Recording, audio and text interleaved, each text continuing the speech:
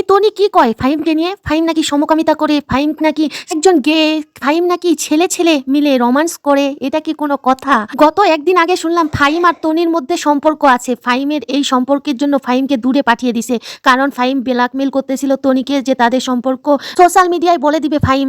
অবশেষে দেখা গেল, ক্লিয়ার করলো কথা টনি, নাকি ফাহিম সমকামিতা করে, ফাহিম একজন গে। তাই তো ফাহিমকে তার ব্যবসা থেকে বের করে দিয়েছিল। ফাহিম নাকি টনিকে ব্ল্যাকমেল করতেছিল। ফাহিমের ঘরে সার্চিং করে টনি একটা পেন ড্রাইভ পায়, আর সেখানে টনির যত গোপন কথা ছিল, গোপন ছবি ছিল, সব রেকর্ডিং করে রাখছিল।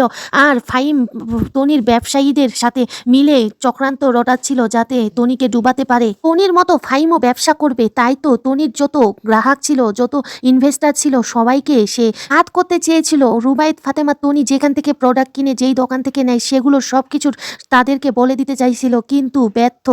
টনি তার সব চালাকি ধরে ফেলে এবং তাকে উচিত শিক্ষা দেয়, আর তাকে সেই ব্যবসা থেকে একদম লাথি মারে বের করে দিয়েছে।